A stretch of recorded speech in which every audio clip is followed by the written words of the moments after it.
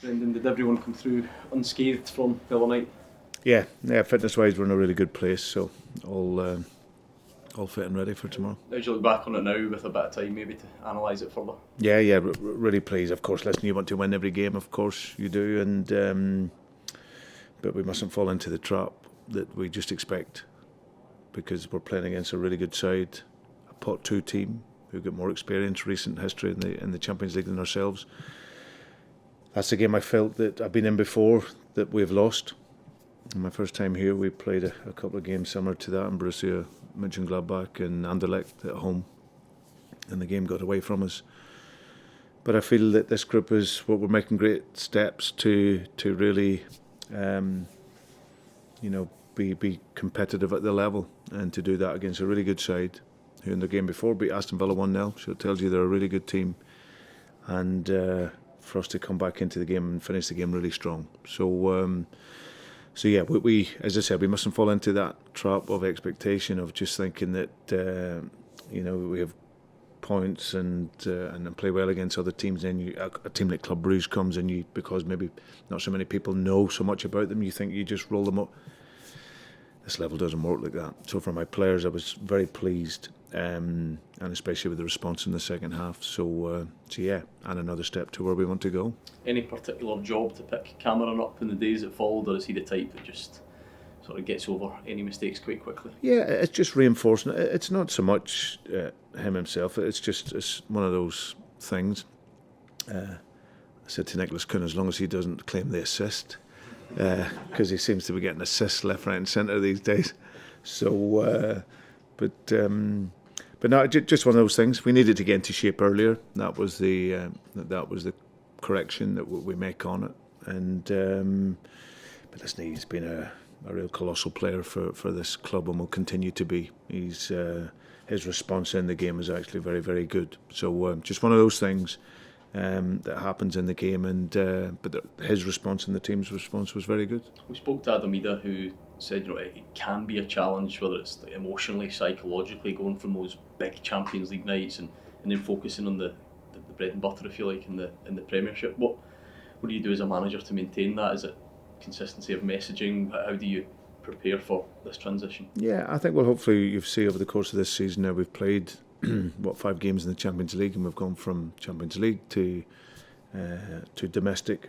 It's exactly that. I think every game is a Celtic player, and I think the longer as Adam is here, he will recognise that himself also, that every game is a big game.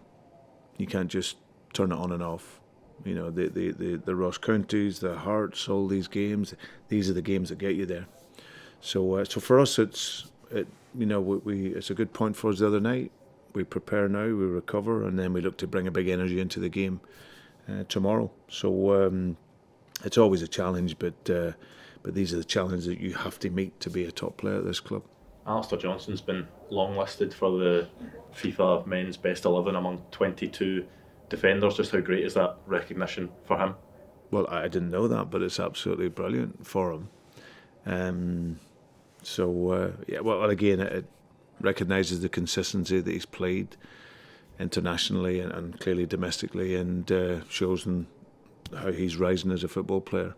Do you feel he's developed this season in terms of an attacking sense? Has he maybe added that to his game a bit more this season? You see with his stats in terms of goals and assists, I think are more than they have been in his previous seasons at Celtic. Well, I just think, it's just you evolve and develop, don't you, with time and patience, and I think that the encouragement of him going more forward than coming inside. We have a fullback that does that, but sometimes the game you play doesn't need both coming in. Sometimes they need to be in the half space, so it just depends. But either way, we want to attack, we want to score goals. I think if you look at our records, we score goals, we create many opportunities, and for me, I've always liked my teams for the goals to go around the team, whether it's wingers, strikers, midfield players, fullbacks, centre halves. This collective responsibility, and for me this year, he scored early on. He's got that love and feel that you get when you hit the back of the net, and he looks a threat in the games. You look at some of the names that he's in amongst, some of the top defenders in the world. It must be great for the club to have someone ranked amongst them in that selection. Yeah, well, I think that for himself, it shows you how consistent he's been and how good he has been. Like, I haven't seen the list, but I can only imagine if it's of the world's best, then clearly it's a great honour for him to be recognised in that honour, in that list. Brendan, roughly a month to go until the January transfer window. So we won't speak about it until then. You've got further possibilities in Europe and whatnot to come. How busy do you expect that month to be, considering how busy you were in the summer? Well, like everything, we would like to improve if we can.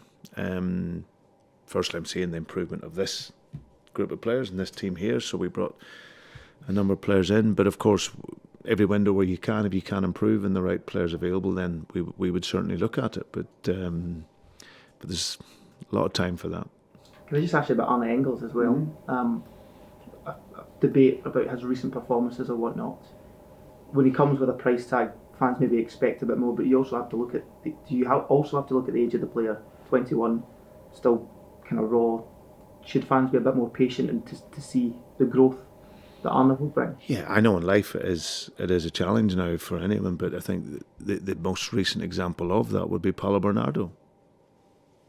It was exactly the same, if I remember back, highlighting Paulo and his performances this time last year, and now he can't be cheered on, loud enough when he enters onto the pitch. That's called development. It's called patience. It's called time. Arne's a fantastic young player, otherwise we wouldn't have brought him here. He doesn't set the price.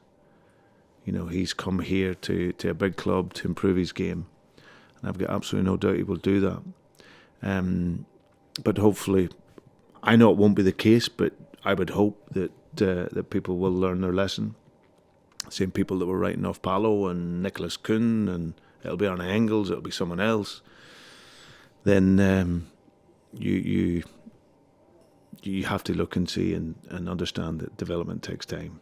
Some will hit the ground running and be fine and adapt perfect, but not everyone is like that, and especially a young player. So I've been really pleased since he's come in, because I know the future for him. He will improve, he will develop and get better, and we've seen it so many times. On that kind of topic, we were talking to Adam Ida, who was saying he wasn't that happy with how he's personally playing, but then he looked at his stats. He's got a goal every 70 minutes, and he had to kind of remind himself that that's a good start. Does that almost kind of feed into the players, that the expectations are so high that they have to keep their own, a balance between keeping their expectations high and pushing themselves as well, and not being too hard on themselves? Yeah, no, it's very important. I've said before, it's a trap really. If you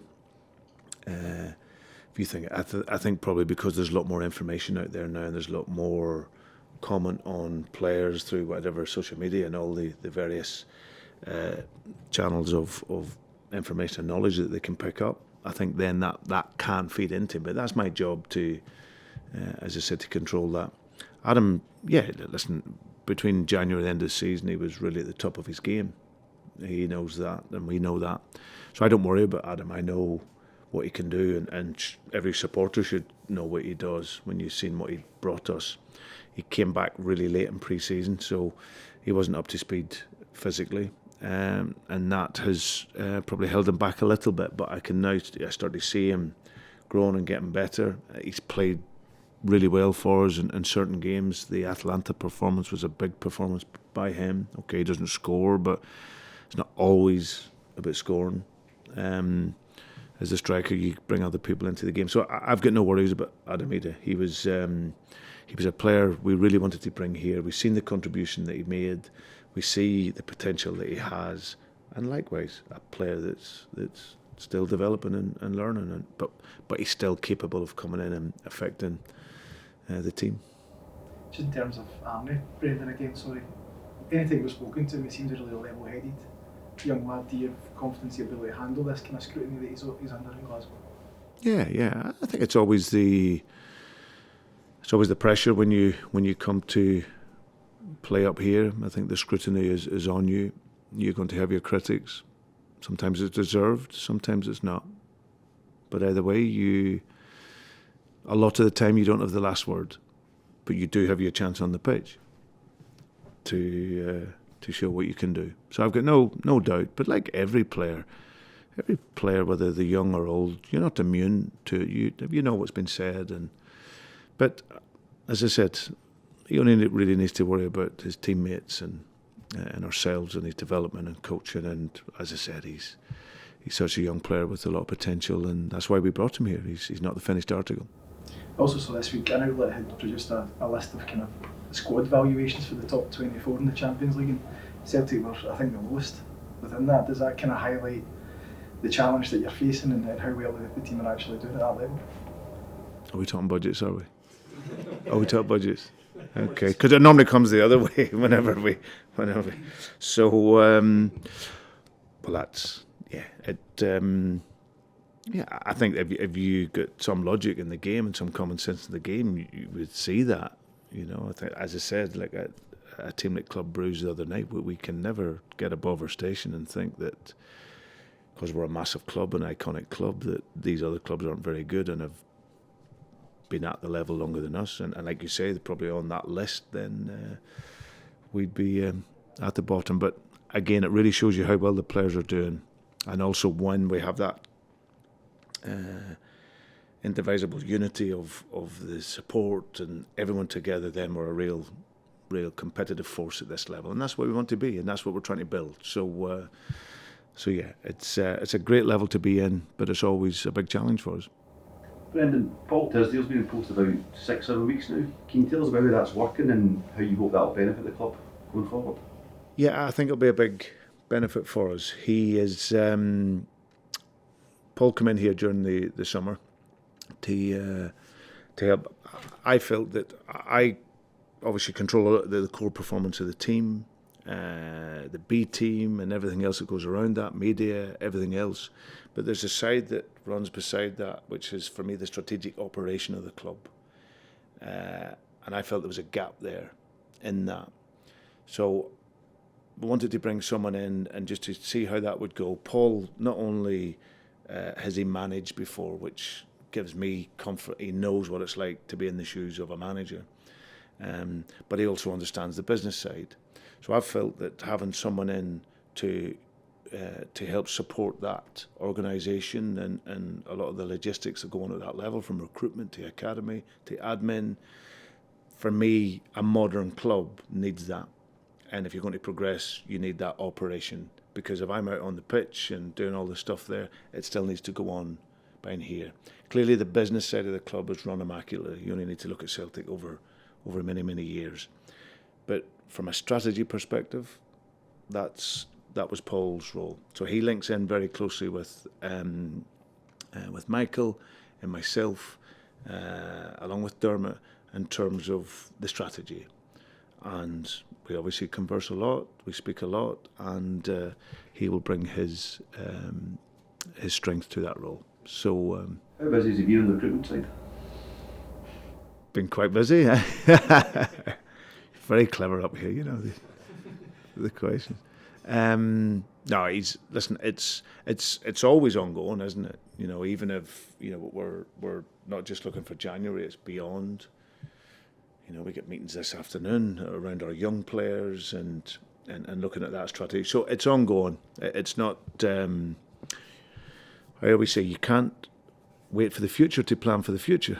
You know, you've got to be looking at it now to look forward, and the club's in a great place. We're in a great moment, but we have to always look forward. So yeah. So listen, that is a part of his role to oversee that and to make sure that we are in the best possible position as a football club to grow that department in order to get the best players in so that we can perform.